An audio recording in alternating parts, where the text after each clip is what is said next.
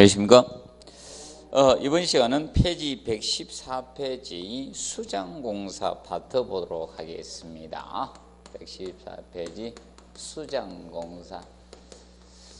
최근에는 거의 출제가 잘 안 되고 있는 파트입니다. 수장공사는. 그래서 앞전 19회 시험에도 출제가 되지 않은 파트가 됩니다. 자, 이 수장공사는 보통 마감공사라고 보시면 됩니다. 치장을 목적으로 덧붙여되는 마감공사적인 측면이다, 이렇게 보시면 되는데, 먼저 수장공사에 대한 세부적인 문자, 그게 1번 문제는 기출문제인데 종합문제 나왔던 거, 그럼 이런 부분은 앞으로 다시 지문 정도 쓸 수가 있다라고 보시면 됩니다. 그래서 내부벽 바닥에서 1에서 1.5m의 판벽으로 된 것은 징돌이. 그래서 이제 징돌이는 벽의 하부를 무엇이라고 한다? 징돌이라고 합니다. 그러면 보통 우리가 구분해 두실 거는 이겁니다. 벽이 있을 때, 이 바닥 부분에, 그래서 기본적으로 이렇게 있게 되면 일단은 무엇이 있는가? 밑에는 걸레바지가 있어요. 바닥하고 벽하고 마주친 데는 무엇이다? 걸레바지. 자, 그러면 보통 한 이 정도, 한 1에서 1.5m 정도까지 이렇게 띠장을 대고요. 띠장을 대고 여기에다가 판벽을 갖다가 이렇게 설치한 겁니다. 판벽을. 이런 식으로 해서 일정한 간격으로 이렇게 판벽을 설치한 겁니다. 그래서 벽의 하부를 판벽 설치하면 무엇이다? 징두리 판벽입니다. 자, 그러면 밑에 부분은 무엇이 있느냐? 여기에는 걸레 바지 개념이 이렇게 있는 거예요. 밑에 걸레 바지가 이렇게 쭉 가는 거예요. 그래서 보통 걸레 바지가 밑에 있고요. 징두리 판벽이 있더라도 밑에는 걸레 바지고 위에는 뭐다? 징두리 판벽, 이렇게 설치가 된다라고 보시면 됩니다. 징두리 판벽. 자, 그러면 기본적으로 그래서 걸레 바지하고 고마기하고 혼돈하지 않도록 해두시고, 고마기는 바깥벽 외벽 쪽이고 실내벽에 있는 것은 걸레 바지하고 뭐다? 징두리 판벽이 있어요. 바닥하고 벽면이 마주치는 부분에 바닥 청소지 벽면이 더러워짐을 방지하는 것은 걸레 바지 개념이 됩니다. 치수는 꼭 외우실 필요 없다. 그래서 밑에는 걸레 바지, 징두리 판벽, 그리고 고마기는 바깥벽이라는 점 기억하십시오. 그리고 그 다음에 네 번째, 천장을 가려된 구조체를 뭐라 한다? 반자라 해요. 달반자하고 재물반자. 자, 그러면 달반자는 이런 반자를 달반자라 해요. 자, 이 반자를 달아매놨어요. 그러면 천장 사이에 뭐다? 공간이 있는 것을 달반자, 달아맨 반자다 해서 달반자입니다. 그러면 달반자를 시공하려고 하면 똑같은 반자 높이를 유지하기 위해서는 어떻게 됩니까? 층 높이가 높아야 되겠죠. 달반자라면 층 높이가 높아져야 돼. 그러면 재물반자는 바로 마감이 적이 되는 겁니다. 그것이 재물반자이기.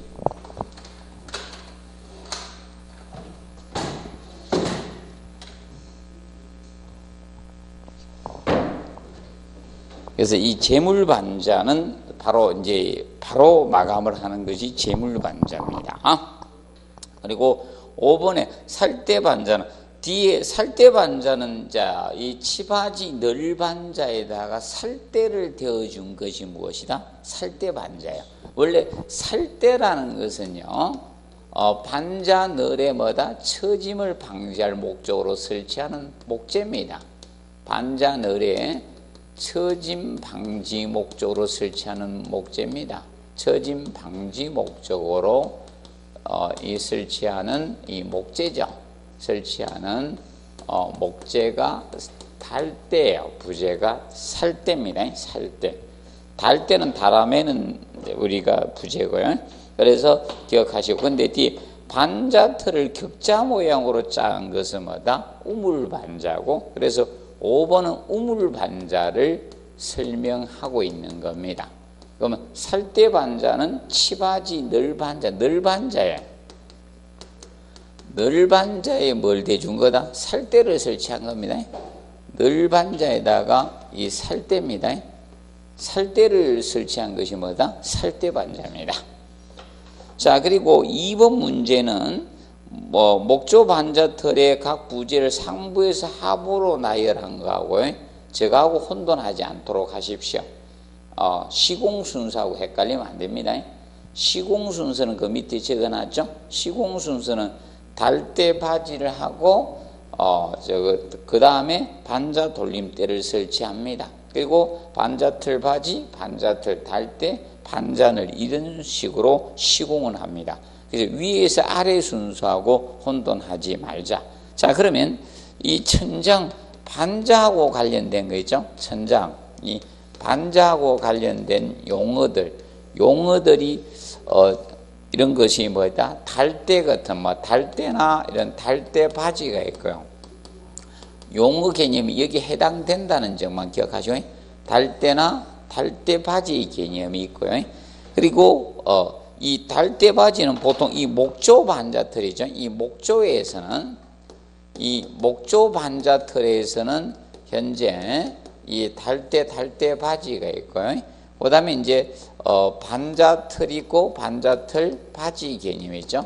반자틀 바지가 있고요. 반자 돌림대 있었고 이런 용어들이 여기 해당이 돼.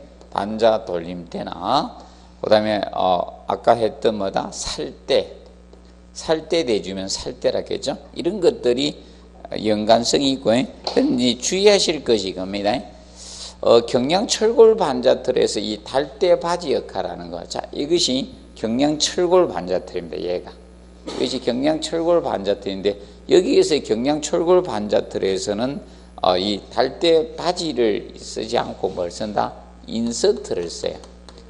인서트, 콘크리트 탓을 하기 전에 미리 삽입한 넛들을 미리 넣어주는 겁니다. 그래서 이제 인서트. 그러면 인서트가 없을 때마다 익스펜션 볼트, 팽창 볼트를 씁니다. 대용으로. 그래서 이 인서트 대신에 팽창 볼트를 씁니다. 팽창 볼트.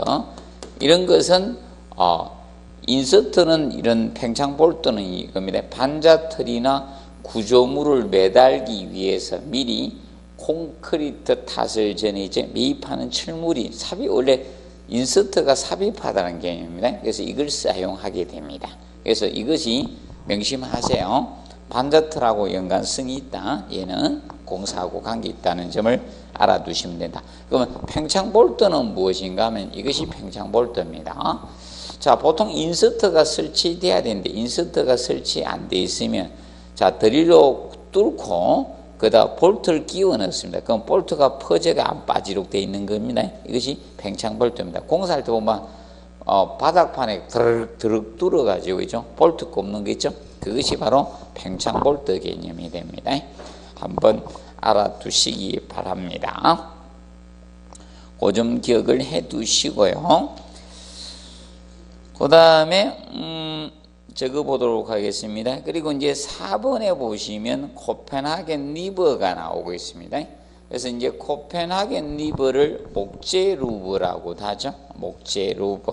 그래서 이 목재 루브라고 하면서 얘는 사실 목적이 무엇입니까? 코펜하겐 리버 목재 루브는 음향 효과죠. 코펜하겐 리버는 음향 효과를 해서 이런 방송국이나 극장 같은데 방송국이나 극장에서 음향 효과를 위해서 사용하는 거죠. 음향 효과. 자, 에코 현상이나 이런 게 발생해서는 안 됩니다. 그래서 목재를 갖다가 자 어떻게 됩니까? 평평하면마다 음이 반사돼요. 그래서 요철 가공을 준 것도 올록볼록하게 가공을 준 것이 이 코펜하겐 리버입니다. 그래서 이제 코펜하겐 리버는 개념 정도 기억을 하시고요. 그리고 얘는 고음에 대한 음향 효과가 있습니다. 저음이 아닌 무엇이다? 고음입니다. 고음에 대한 음향 효과가 있고, 그 다음에 음향 효과가 필요 없는 곳에서 의장상, 요새 치장 개념상이죠. 인테리어 개념상도 많이 사용을 합니다. 의장상도. 그리고 요철 부분이 큰 벽이라도 아름답게 꾸밀 수가 있습니다. 얘가 자꾸 올록볼록 곡선지게 하기 때문에 그런 부분도 처리가 가능합니다. 그리고 일반적으로 수직 방향의 리브를 강조해서 사용합니다. 그래서 보통 벽에 거의 설치합니다. 벽 부분에. 보통 천장은 잘 설치를 안 합니다. 이 벽 부분에 우리가 많이 하고 있고요. 그 다음에 5번 곡면 처리가 곤란한 거 때문에 곡면 처리도 가능합니다. 그리고 5번에 보시면 다음 천장을 장식 겸 음향 효과를 해서 청단으로 꾸민 반자가 바로 무슨 반자? 구성 반자입니다. 자, 그래서 살 때는 살대가 들어가야 돼요. 명심하세요. 살대 반자는 뭐가 들어가야 된다? 살대가 들어가면 돼요. 늘 반자에다 살대를 대어준 반자가 살대 반자입니다. 그리고 우물 반자는 반자 틀을 무슨 모양으로? 격자 모양으로 짠 것입니다. 그것이 우물 반자고, 그래서 구성 반자가 무엇이 구성 반자다 이겁니다. 반자의 뭐다? 높이를 높낮이를 조절해 준 거예요. 그러면 꼭 이렇게 할 필요는 없고요. 2단으로 할 수도 있고 여러 가지 할 수 있는 이런 것이 무엇이다? 구성 반자입니다. 그래서 이제 구성 반자는 음향 효과적인 측면도 있고 간접 조명적인 측면도 있다. 간접 조명 이런 걸 하기 위해서 간접 조명도 같이 알아두세요. 자, 그리고 해반죽은 해반죽 발라주면 해반죽 반자입니다. 자, 5번에 건축 판반자 체크하세요. 건축 판반자. 자, 건축 판반자는 자 이것이 건축 판반자에 속합니다. 건축 판반자는 건축판이라는 것은 합판이나 석고판이나 텍스 같은 거 있죠. 이걸 다 건축판이라 해요. 그러면 건축판 가지고 자 마감을 한 것이 뭐다? 건축판 반자입니다. 지금 현재 이것이 건축판 반자예요. 여러분들 아파트 반자들 건축판으로 마감했잖아. 그래서 합판이나 석고판이나 있죠. 건축을 목적으로 만들어진 판 가지고 마감을 한 거예요. 이것을 건축판 반자라고 합니다. 그러면 늘로 만들면 늘반자는 거고요. 늘반자에다 살대 지어주면 살대 반자입니다. 그럼 어떤 재료가 들어갔네요. 거기에 따라 반자가 그 명칭이 부여가 되는 겁니다. 기억을 좀 해두시기 바랍니다. 그러면 현재 살대하고 우물 반자는 비교하는 형태를 아까 냈죠. 1번에 5번 지문이죠. 이렇게 다루었습니다. 그럼 이제 구성 반자나 건축 판반자 이런 건 아직 다루지 않았습니다. 옛날 해반죽 반자도 여기 지문에 한번 언급이 됐었거든요. 그러면 현재 주요 그 건축 판반자하고 구성 반자는 한번 정리를 해 두시기 바랍니다. 그리고 116페이지 자 단열재를 설치하지 않아도 되는 것 해가지고 나왔습니다. 단열재. 그래서 이제 단열재 시공 부위는 자 이게 있습니다. 거실의 뭐다? 외벽 부분 설치해 준다. 여기에서의 거실은 건축법 2조에 의한 거실입니다. 거주나 집무, 작업, 집회, 오락 등의 용도로 사용되는 실을 거실이라 해요. 거실의 외벽에는 넣어줘야 되죠. 그리고 최하층의 거실의 바닥이나 바닥 난방인 청가바닥, 최상층 있는 거실의 반자나 지붕에는 넣어줘야 됩니다. 그런데 공동주택 세대간 경계벽 있죠. 여기는 단열재 시공이 안 됩니다. 단열재 시공이. 그래서 이 부분이 단열재가 공사가 되지 않는 부분이다. 한번 요건 아직 출제를 안 했습니다. 한 번은 분명히 낼 것 같습니다. 아직까지는 기출되지 않았고요. 근데 여기에서 단열재 두께가 가장 두꺼워야 되는 데는 몇 번이다? 4번 개념이 돼요. 4번. 그리고 7번에 보시면 단열에 관한 기술 중 옳지 않는 거. 자, 타임렉은 단열재의 위치에 따라서 달라집니다. 타임렉이라는 것은 지연 시간을 의미합니다. 타임렉은 지연 시간을 의미합니다. 내단열이냐 외단열에 따라서 타임렉은 달라질 수밖에 없습니다. 자, 예를 들어서 여러분들 이거잖아요. 자, 이렇게 구조체가 있는데 철근 콘크리트 구조체가 있는데 단열재를 안에서 내야 밖에서 내서 틀려지죠. 자, 그럼 예를 들어서 이겁니다. 여러분들 밖에 이렇게 단열재를 쓰게 되면 자, 난방을 하게 되면 얘가 어떻게 데워지잖아요. 맞죠? 데워집니다. 데워지면 서서히 식어갈 거 아닙니까? 반대로 내단열 하면 바깥에 노출되어 있으면 빨리 식을 거 아닙니까? 그래서 영향이 있죠. 단열재 위치에 따라서 달라질 수밖에 없대요. 그래서 타임렉은 지연 시간입니다. 그러면 여러분들 기본적으로 이거죠. 태양이 떠서 구조체를 데웁니다. 구조체를 데우면 서서히 고체는 서서히 데워졌다 서서히 식어가죠. 그러면 타임렉 지연 시간이 있을 수밖에 없습니다. 바로 여러분들 이거죠. 여름에 제일 더울 때 예를 들어서 봅시다. 12시에 제일 더운 게 아니죠. 뒤에 감아서 있죠. 2, 3시 되면 그때 덥죠. 한참 돼요. 그리고 일본시 동경시를 기준 잡았기 때문에 그것도 있지만 약간 편차도 있지만 데워지는 것이 지연 시간이죠. 그런데 이 지연 시간은 단열재 위치에 따라 달라집니다. 그래서 여러분들도 이거죠. 누구하고 악수하면 안 됩니까? 밖에 손 내놓고 있는 사람하고 겨울철에 악수하면 어떻게 됩니까? 무척 차갑죠.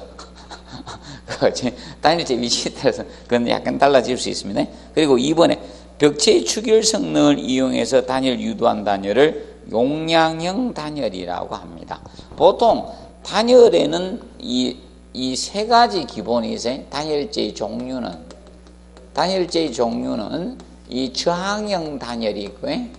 저항형 단열이 있고요. 저항형 단열, 일반 단열재가 저항형 단열재입니다. 그러면 스티로폴 같은 거 있죠. 앞면 이런 거 전부 다 이거예요. 일반 저항형 단열재고, 그 다음에 용량형 단열이 있고, 용량형 단열, 그리고 반사형 단열이 있습니다. 그래서 이 세 가지로 나누어집니다. 그러면 용량형 단열은 구조체의 열 용량을 활용하는 겁니다. 추결 성능. 그러면 주간에 데워지면 서서히 식어갈 겁니까? 그걸 이용하는 것이 용량형 단열이고, 열을 반사해서 하는 것이 반사형 단열 개념이 됩니다. 그러면 알루미늄 박판 가지고 열을 반사시키겠다는 겁니다. 그리고 저항형 단열은 기포, 작은 공기 기포가 열 저항능력이 좋거든요. 그래서 여러분들 저거 되잖아요. 오리틀, 거위틀이 그런 역할을 하는 겁니다. 보시면 되겠고, 그 다음에 3번에 열교는 단열된 벽체가 바닥, 지붕 또는 창문 등을 위해서 단절되는 부분에서 생기기 쉽죠. 열교라는 것은 열적 취약 부위로 열이 이동하는 현상, 교량 역할을 한다. 이게 히트 브리지, 교량의 역할을 한다. 열이 이동하는. 그럼 우리도 이겁니다. 추울 때 있지 않습니까? 다 잘 입었는데 양말을 안 신어서 맨발로 있습니다. 그러면 그 열이 다 이동하죠. 그것이 열적 취약부로 열이 이동하는 현상을 열교라고 합니다. 그러면 열교는 어디에서 이루어진다? 단열재가 시공되지 않은 부분에서 열교가 이루어져요. 그러면 열교가 이루어지는 데서 뭐가 생긴다?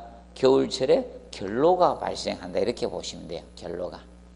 자, 그리고 4번에 내단열의 경우 외단열보다 실온 변동이 작으며, 이 표면결로, 이 일반적으로 외단열과 내단열의 개념은 이겁니다. 단열재가 이렇게 실내측에 설치해 주면 이것은 무엇이다? 내단열이에요. 내단열. 얘가 실외가 되는데 이게 내단열 개념이 될 것이고, 그 다음에 외단열은 이 개념이죠. 구조체 외측에다가 단열재를 시공을 해 주는 게 이게 실내입니다. 여기가 실외입니다. 자, 그러면 보통 난방을 하게 되면 열이 밖으로 안 빠져나가잖아요. 그럼 빨리 데워지는 거예요. 빨리 데워지고, 난방을 정지하면 데워진 게 없죠. 열 용량이 큰 것이 없잖아요. 그럼 빨리 식습니다. 이 내단열의 경우. 빨리 데워지고 빨리 식는 특징이 있는 것이 내단열입니다. 자, 그런데 외단열이 있죠. 이 외단열은 어떻게 되는가 하면 실내에 난방을 하게 되면 난방의 열이 어떻게 됩니까? 구조체에 열이 전달되잖아. 그러면 얘가 데워집니다. 그럼 난방을 정지해도 빨리 온도가 하강하지가 않습니다. 그럼 서서히 온도가 올라가고 서서히 온도가 내려가는 특징이 있는 것이 뭐다? 외단열이에요. 그래서 외단열 형태가 일반적으로 실온 변동이 적고 내단열이 실온 변동이 큽니다. 난방을 정지하느냐 난방을 하느냐에 따라서 커지게 됩니다. 그 점을 우리가 알아두시면 되겠습니다. 그리고 그래서 거기에 대해서 간략히 구분해 두시고요. 그 다음에 8번 보시면 열교 부위 있죠. 이거는 2차 시험에 출제를 했습니다. 2차 시험에. 그래서 다음 공동주택 부위 중 열교 부위가 아닌 것, 열적 취약 부위를 아닌 것을 찾으라 이거야. 그러면 간단히 이거야. 열교 부위는 단열재가 시공이 안 된 것이 뭐다? 열교 부위예요. 단열재가 시공된 것은 열교 부위가 아닌 겁니다. 그렇게 찾으시면 됩니다. 그래서 창틀에 단열재 안 넣었죠. 자, 그리고 세대강 경계벽 단열재 시공 안 했죠. 창틀 주위에 콘크리트 인방은 개구 보강 부재가 인방이잖아요. 단열재 공사가 안 돼요. 캔틸레바, 콘크리트 바닥판 이런 데 안 됩니다. 그래서 단열 이중벽, 단열재가 시공된 부분이 열교 부위가 아닌 겁니다. 그 다음에 그래서 여러분들이 쉽게 입니다. 열교 부위에서는 뭐가 생긴다? 결로가 생긴다. 결로가 발생합니다. 물방울이 생겨요. 겨울철에. 그렇게 보시면 됩니다. 자, 그리고 9번 유형도 아직 단열재는 안 냈습니다. 단열재가 지금까지 총 3번 정도 냈거든요. 그래서 제일 먼저 재료 냈고, 그 다음에 뚜께 냈고, 그 다음에 뭐 냈는가 하면 외단열, 내단열 냈거든. 이제 안 낸 것이 이제 단열재 몇 가지 살펴본 겁니다. 그리고 9번 단열재 요구 성능으로 옳지 않는 거 대놨죠. 열 전도율이나 흡수율이나 수증기 투과율은 어떻게 적어야 돼요. 그래서 항상 기억하시고, 근데 주의할 것은 이거는 커야 돼요. 저항값은 열 전도 저항이든 열 간류 저항, 열 저항값들. 그래서 열 저항에 대한 이것은 어떻게 커야 돼요. 이것은 큰 것이 좋은 겁니다. 커야 돼요. 저항은. 저항이라는 것은 열 저항은 열이 못 빠져나가게 하는 작용을 뭐다? 열 저항이라고 해요. 열 전도. 열 전도는 고체 내부에서 고온부에서 저온부로 열의 이동을 뭐다? 열 전도라고 하고, 열 간류 현상은 자 이겁니다. 고체로 격리된 양 공간에서 고온에서 저온으로 열의 이동 빠져나가는 열 간류는 다른 말로 열 통과라고 해요. 열이 간통에서 흘러가는 것을 열 간류라고 해요. 열 간류. 그럼 예를 들어서 자 설명드리면 그죠? 저쪽 실하고 이쪽 실하고 온도 차이가 난다. 예를 들어서 여름인데 저쪽 실은 난방하고 이쪽 실은 냉방을 했다고 온도 차가 나죠. 그럼 이 칸막이 벽을 통해서 열이 간통에 흘러가겠죠.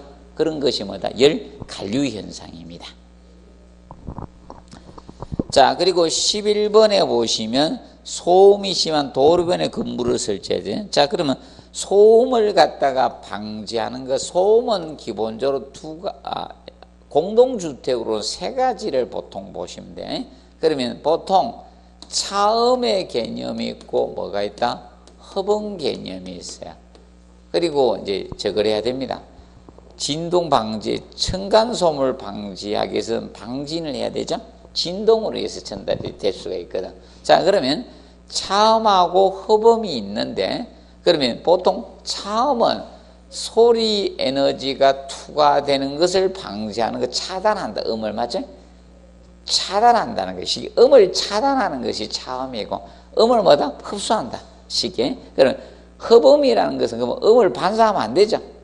그럼 차음은요, 차단하다 보니까 음을 반사해버려요. 그래서 여러분들 동굴에 들어가면, 터널에 들어가면 소리 지르면 어떻게 울리죠? 그거는 허범이 안 되고 차음을 해서 그런 거예요. 그러면 차음하고 허범의 개념은 명심하실 것이 반비례예요. 반비례. 그러면 차음성이 커지면 허범률은 떨어져요. 그렇게 보시면 됩니다. 그러면 차음은 소리 에너지가 투과되는 것을 방지하는 것, 차단하는 것이 차음이고, 소리 에너지를 흡수 소멸시키는 것이 허범 개념입니다. 그래서 이거는 구조체야. 구조체 재료는 차음 재료를 씁니다. 그리고 이거는 실내 마감 재료입니다. 실내 마감 재료가 허범 재료가 되는 겁니다. 허범 재료.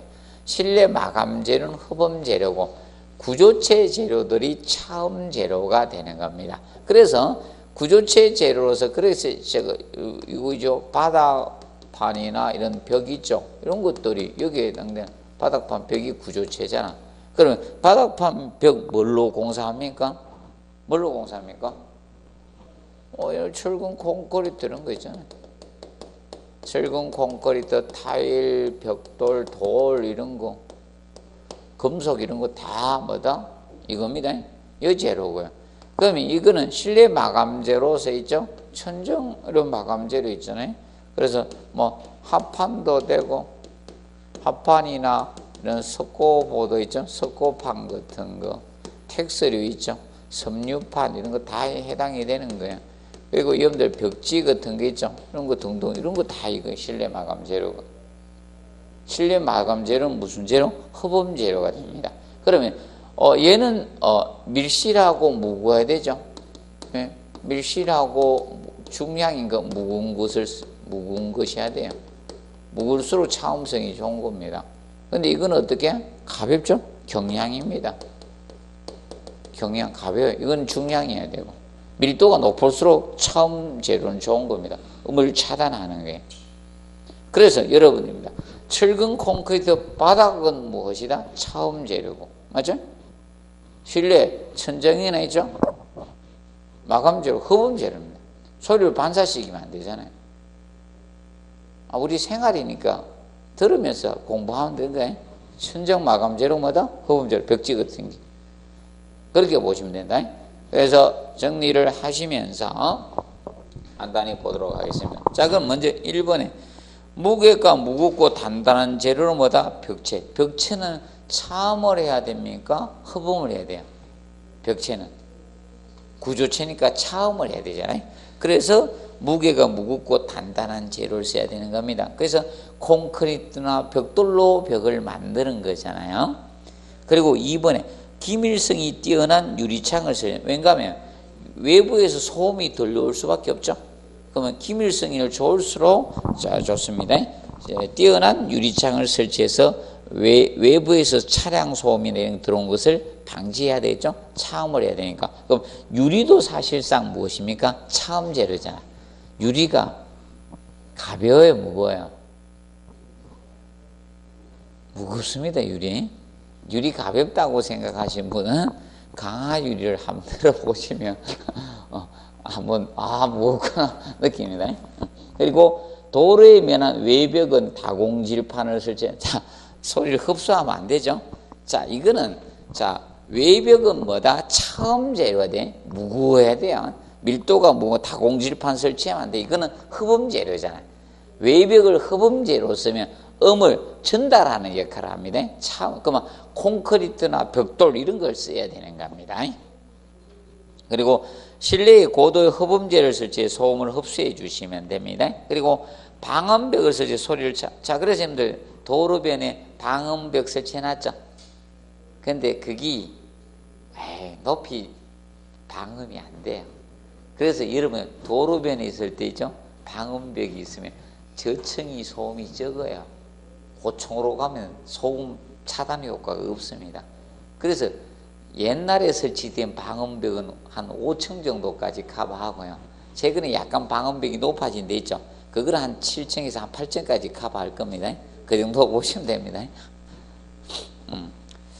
자, 기억을 해 두시고, 그 다음에 이제 여러분들 이겁니다. 층간소음을 방지하기 위해서 이런, 자, 기억하실 거, 이제 소음 방지를 위해서, 아파트의 이 슬래브 두께를 얼마로 설계해야 된다? 210mm 이상으로 합니다. 21cm 이상으로 해야 돼요.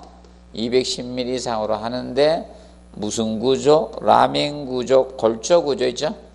라멘 구조의 바닥판은 얼마로 한다? 라멘 구조일 때는 150mm 이상으로 하면 됩니다. 150mm 이상으로 하고, 그 다음에 경량 충격음하고 중량 충격음. 자, 이 경량충격은 가볍고 딱딱한 물질이죠. 밥그릇이나 찻잔이나 애들 장난감 떨어뜨리는 소리가 뭐다? 경량충격음입니다. 그러면 경량충격음은 몇 데시벨이라고 했어요?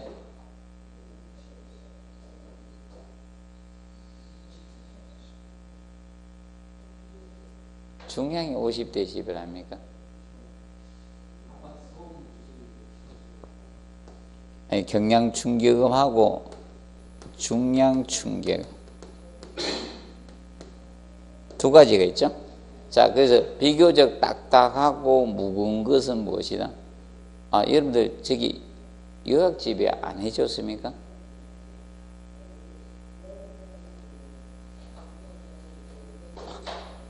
유학집에 보면 그것을 했잖아요. 비교적 딱딱하고 무거운 유학집 없었습니까?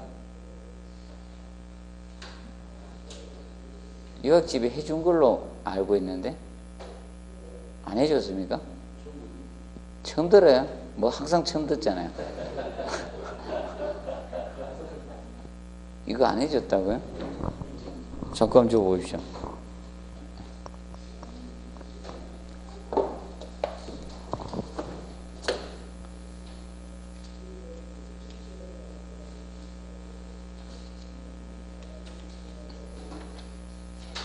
여기 안 해놨구나.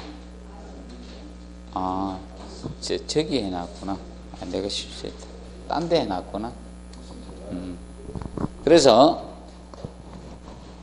이제 그래서 이 슬래브 두기 210mm고 라멘 구전 150mm 합니다. 그래서 경량충급은 가벼우면서 있죠. 비교적 가볍고 딱딱한 물질의 소음이 내는 것을 경량충격음이라고 해요. 요거는 58데시벨입니다.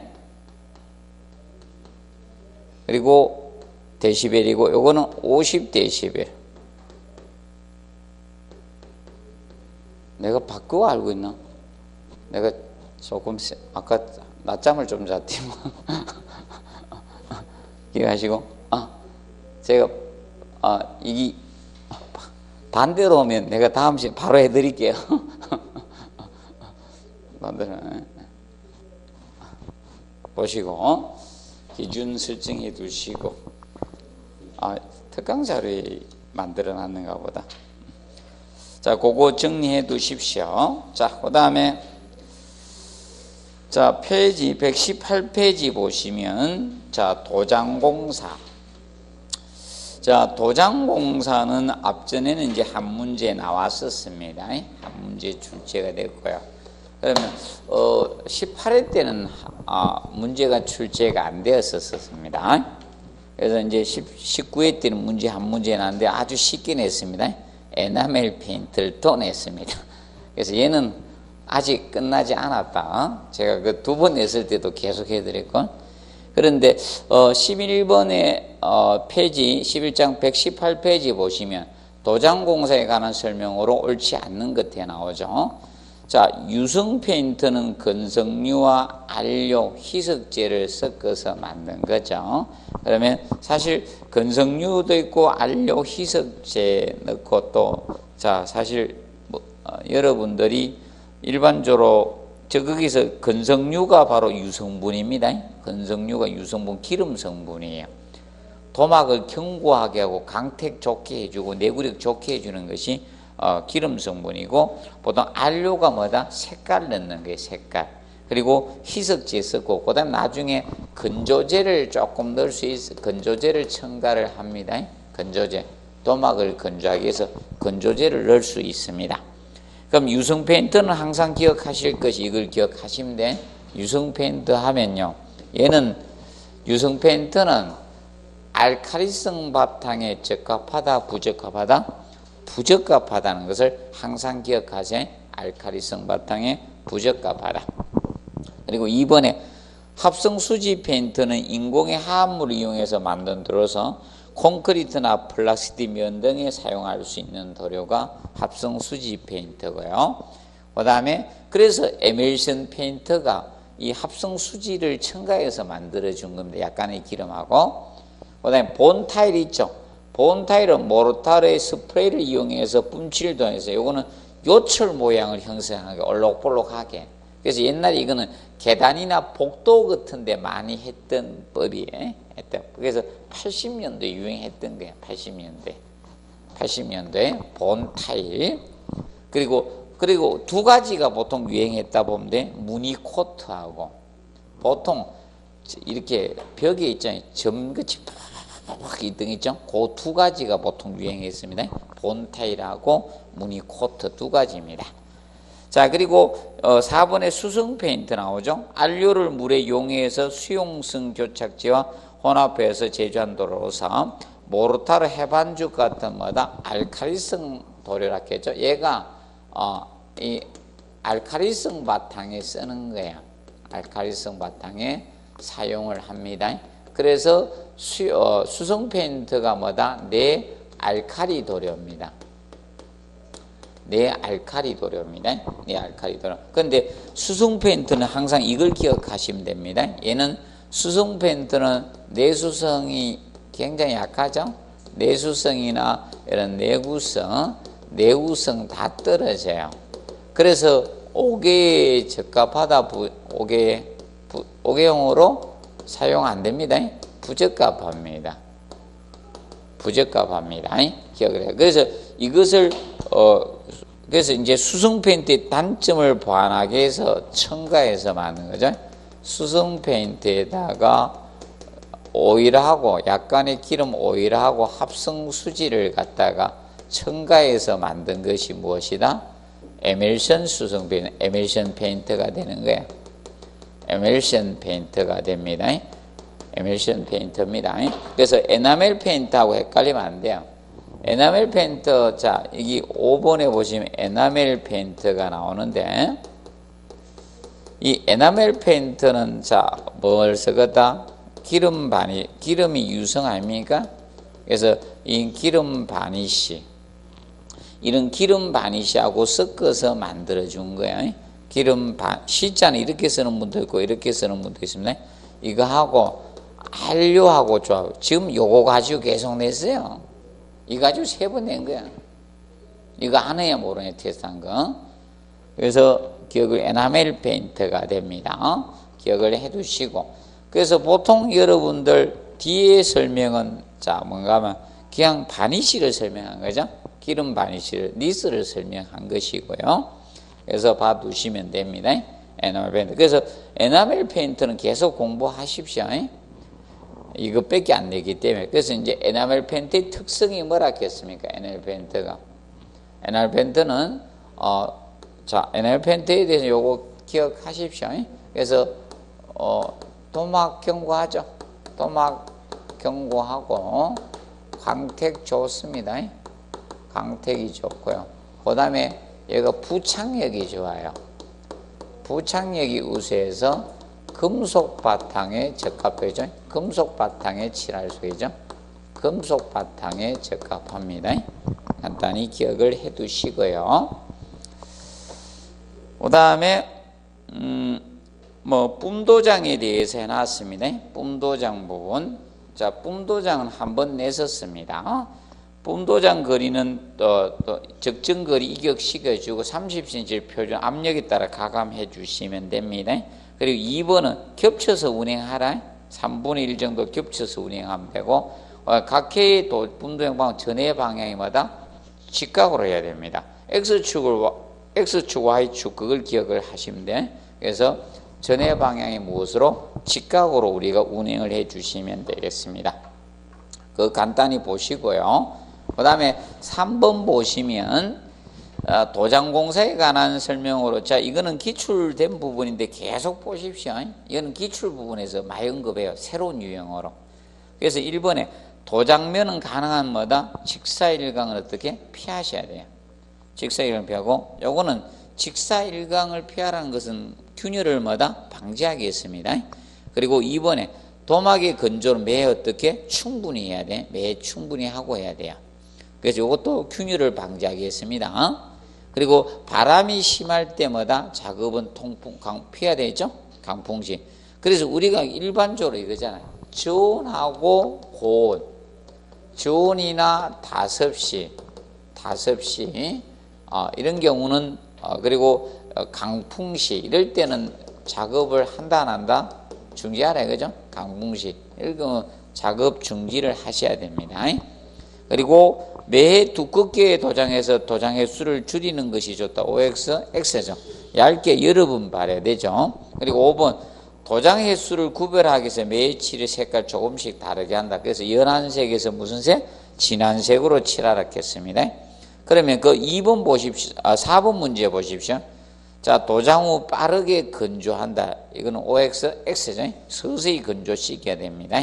그리고 분칠한 경우 스프레이건의 운영은 도장면에 뭐다? 직각이 되도록 해야 돼요. 그래서 이거 한번 경사지기에서 한번 냈었거든요.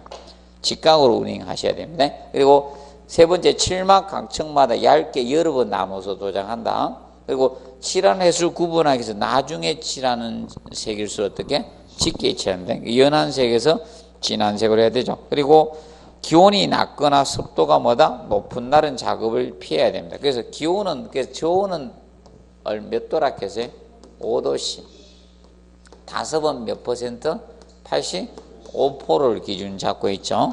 그래서 5도씨 미만이고 85% 초과할 때 있죠. 작업 중지하라 했습니다. 정확히 한번 기억을 해 두시고, 그 다음에 넘겨보면 5번 문제. 자, 도장 공사 시 잠금이나 균열의 원인으로 옳지 않는 거였죠. 기온차가 심하면 균열이 가죠. 그래서 우리도 자 이겁니다. 어느 때 균열이 가요? 여름에 균열이 가요? 겨울에 균열 가요? 겨울에 균열 가십시오. 그리고 초벌칠 건조가 뭐다? 불충분하면 도막의 균열 원인이에요. 그 안에는 촉촉한데 밖에 건조되니까 균열이 가는 겁니다. 그리고 건조제의 뭐다? 가다 사용은 균열의 원인입니다. 그래서 건조제 체크하세요. 건조제 혹시나 성분으로 낼까봐. 건조제는 이런 게 있습니다. 리사지나 연단이나 이 수산화 망간 이런 것들이 건조제 재료들입니다. 이 양이 많아진다는 것은 건조제가 많아진다는 거예요. 이것이 첨가됐다는 이 양이 많아진다고 혹시 쓸 수도 있어요. 이런 것이 건조제거든. 도장의 건조제로 이런 걸 씁니다. 이 양이 많아지면 균열의 원인이 됩니다. 그리고 초벌칠과 재벌칠이 뭐다? 체질이 다르면 균열이 생길 수 있습니다. 그리고 초벌칠과 재벌칠 색상을 다르게 하는 것은 이거는 칠하는 뭐다? 횟수를 구분하기 위해서 하는 거죠. 5번은 칠하는 뭐다? 횟수를 초벌 재벌이죠. 그래서 칠하는 횟수를 구분하기 위해서입니다. 칠하는 횟수를 구분하기 위해서 색을 바꿔주는 거예요. 자, 그리고 그 6번 있죠. 얘는 이게 한 번 나오고 나서 뭐 지문 정도만 지금 나오고 있습니다. 그래서 얘는 저걸 꼭 공부해 두시면 됩니다. 그 2번을 계속 공부하는 거예요. 2번 공부해 두시고, 그래서 도료 선택 중에 옳은 게 나죠. 내열성을 고려할 때는 유성 페인트나 비닐 페인트는 고온이나 고열을 받는 장소에 뭐다? 부적합합니다. 자, 그리고 2번 콘크리트에 직접 면하는 면은 알칼리성이 강하므로 유성 페인트 사용을 피합니다. 그러면 무슨 페인트 쓴다? 수성 페인트나 뭐다? 에멜션 페인트, 뭐 아니면 합성수지죠? 에멜션 페인트나 합성수지 페인트 이런 걸 쓸 수가 있죠. 이런 것은 콘크리트면에 우리가 바를 수 있습니다. 그 다음에 그거 한번 봐두세요. 그 다음에 이제 7번 문제 있죠. 이게 11회 때 문제가 아마 그럴 겁니다. 12회인가 11회 그 어딘데 시방서 다뤘던 겁니다. 그래서 도장 공사 및 재료에 관한 설명으로 옳지 않는 것 해가지고 나옵니다. 그래서 거기 보면 여러분들 이겁니다. 2번에 담당원 들어가면요 거의 맞는 지문이야. 담당원 들어가면 제발 답 체크하면 안 돼요. 지금 다른 데도 이제 시방서 낸 데에서 담당원 들어가면 다 맞아요. 그리고 뭐 KSF 뭐 이런 숫자 들어가면 있죠. 그거 다 맞는 지문이에요. 무슨 말인지 알겠습니까? 그거 당겨와가지고 할 수도 없는 일이고 교수들이 열받아가지고 그런 거 들어가면 다 맞아요. 일단 시방서 지문 나오면 담당원의 뭐 승인을 받고 막 이런 거 나오죠. 그리고 뭐 케이스 뭐 넘버 번호 나오거나 이런 거 나오면 다 맞는 문장이다. 기억하시고 그다음에 그 3번에 별도의 지시가 없을 경우 스테인리스 강이나 크롬판, 동주석 얘들 녹 쓸어요 안 쓸어요? 안 쓸죠. 도장할 필요 없잖아요. 그리고 가소제가 건조된 도막에 내구력을 증가시키는 쓰는 것을 가소제라고 합니다. 근데 안료는 뭐예요? 색깔 내는 거죠. 전색이죠. 여러분들 안료가 들어가면 색깔이 들어가는 거예요. 그래서 여러분들 이겁니다. 여러분들 기억하실 것이 안료가 들어가면 유색이다, 투명 도료입니까? 유색이죠? 색깔 있는 불투명 도료가 되는 거예요, 거의. 그럼 여러분들 투명 도료는 누가 투명 도료가 된다 했어요? 바니시. 투명 도료 있죠? 투명 도료 니스 아닙니까, 여러분들? 니스, 바니시. 맞아요? 니스 칠한다 많이 했죠? 니스 칠한다. 아, 냄새 치도 가자. 빨리 건조됩니까? 빨리 건조 안 됩니까? 건조 안 되죠? 기억을 하시고, 그래서 그 틀리게 나온 겁니다. 알아두시고요. 자, 그 다음에 이제 유성 페인트, 얘가 한 번밖에 안 냈습니다. 지금까지. 한 번 딱 출제되어 있습니다. 유성 페인트는. 그래서 유성 페인트는 제가 1번 알아두시고요.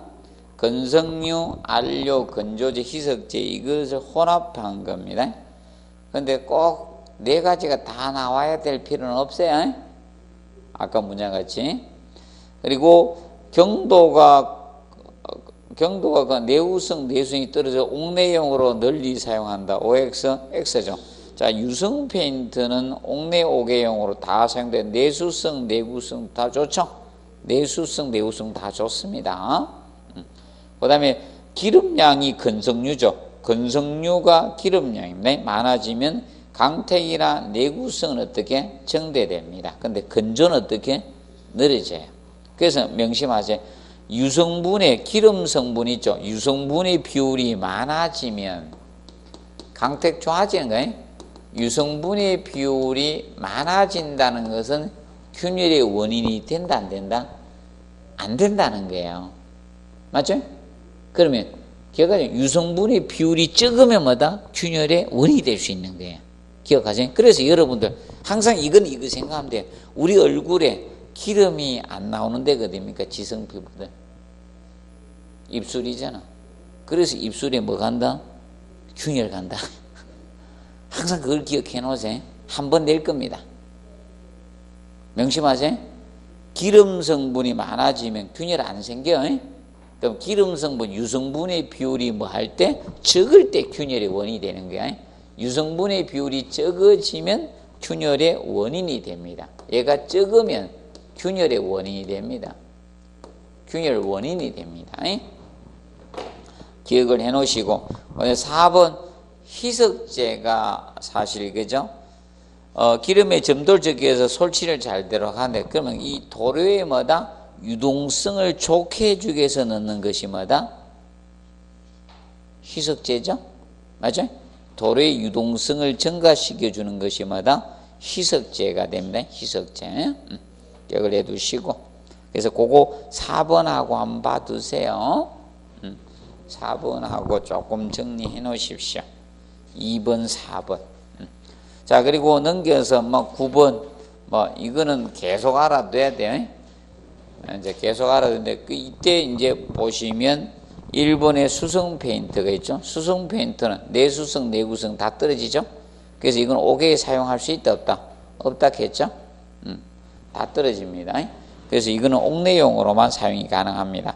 그리고 5번에 에밀션 페인트 있죠? 얘가 수성 페인트와 유성 페인트의 중간적 성격을 띠는 겁니다. 그래서 약간의 오일과 합성 수지를 첨가해서 만든 거예요.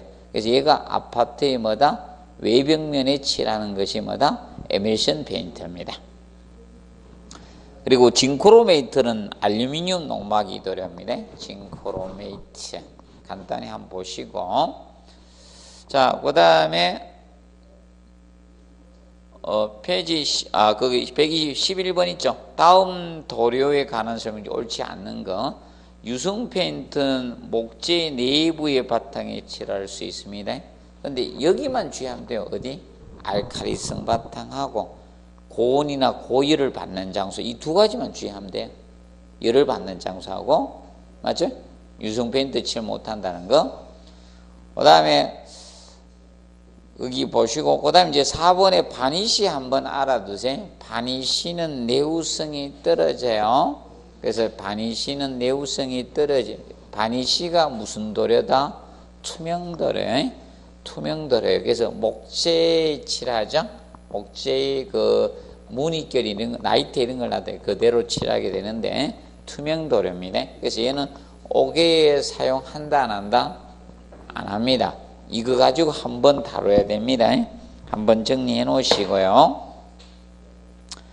그 다음에 그 13번에 가연성 도료 보관 및 취급에 관한 설명 옳지 않는 게 있죠. 이게 12회 때 기출 문제입니다. 12회 때 가연성 도료적인 측면. 자, 그래서 이 가연성 도료는 우리가 봐두실 그 2번 책 가지고 건물의 일부를 도료 저장소로 이용할 수도 있어요. 원칙은 사실상 뭐다? 전용 창고에 보관하는 게 원칙이야. 이거는 명심하세요. 무슨 창고? 전용 창고. 가연성 도료는 전용 창고 보관이 원칙이야. 가연성 도료는 전용 창고에 보관하는 게 이게 원칙이에요. 이게 원칙입니다. 그러면 건축물의 일부를 활용할 때는 꼭 체크하세요. 내하 구조나 무슨 구조? 방하 구조로 구획된 장소를 선택하면 되는 거예요. 일부를 사용할 수도 있다는 겁니다. 그리고 지금 그 천장 설치한다 안 한다? 안 합니다. 천장은 설치하면 안 돼. 얘는 천장 설치해 버리면 거기 휘발성 가스가 모여집니다. 나중에 위험에 폭발할 수 있어요. 그래서 천장은 설치하지 않는다는 거. 그리고 지붕은 불연제로 설치하면 돼. 그 4번 체크하시고, 바닥에는 침투성이 없는 재료를 써야 됩니다. 없는 재료. 그리고 이제 14번 해놓으세요. 도장 공사에 관한 설명으로 옳지 않는 것. 자, 가사 시간은 다액형형 이상의 도료에서 사용하기 위해서 혼합했을 때 결하나 경화되지 일어나지 않고 작업이 가능한 시간이 무슨 시간? 가사 시간이에요. 가사 시간은 여성분들이 조금 주의하십시오. 가사하면 옛날에 그 가사가 생각나시는 분들이죠. 그래서 이거는 작업 가능한 시간이 뭐다? 가사 시간입니다. 그리고 눈먹이면 목부 바탕재에 도관 등을 구멍 난 거 있죠. 이런 것을 메우는 작업하는, 옹이 같은 거 있죠. 이런 거 메우는 작업하는 게 뭐다? 눈먹임이에요. 그런데 저거하고 헷갈리면 콘크리트 균열이나 이런 거 있죠. 모르타리 균열 틈새인데 거기 이런 메우는 살붙임용 도료는 뭐다? 퍼티였고, 퍼티하고 헷갈리면 안 돼. 콘크리트 면이나 이런 균열이나 있죠.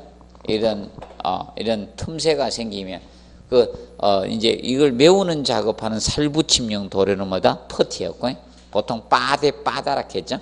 빠다칠 한다, 그죠? 그리고 3번에 배합 비율은 항상 무슨 비다? 질량비, 용적비가 아닌 질량비로 따진다는 것을 꼭 기억을 해 두시고, 그 다음에 착색은 물체 바탕에다가 각종 착색지로 색깔을 넣는 작업하는 게 착색이죠. 그런데 거기 몇 가지 색의 도료 혼합해서 얻어지는 도료의 색이 희망한 색이 되도록 하는 것은 무엇이다? 조색이라 합니다. 조색. 조색에 대한 설명입니다. 그리고 하도 프라이머는 물체의 바탕에 직접 칠하는 것이 뭐다? 하도입니다. 그리고 상도가 뭐다? 마무리 작업 칠하는 것이 뭐다? 상도고. 그러면 하도와 상도 사이 하는 게 뭐다? 중도. 그러면 하도를 초벌칠, 중도를 재벌칠, 상도를 정벌칠이라고 보통 우리가 다룹니다. 그 개념 한번 정리해 놓으십시오. 그래서 14번 유형은 아직 내지 않았기 때문에 잘 공부를 하십시오. 작년은 쉽게 냈습니다. 에나멜 펜트를 그런 걸 출제했기 때문에. 그러면 올해 시험은 종합적인 문제가 될 가능성이 조금 높아요. 용어 아니면. 시방세 용어 쪽 아니면 종합 문제 쪽으로 간다. 올해는. 작년에는 간단한 문제를 내줬거든. 그럼 올해는 간단한 문제가 아닙니다. 그렇게 보시면 돼요. 자, 그래서 잠시 휴식하고 125페이지 12 적산 파트 들어가도록 하겠습니다.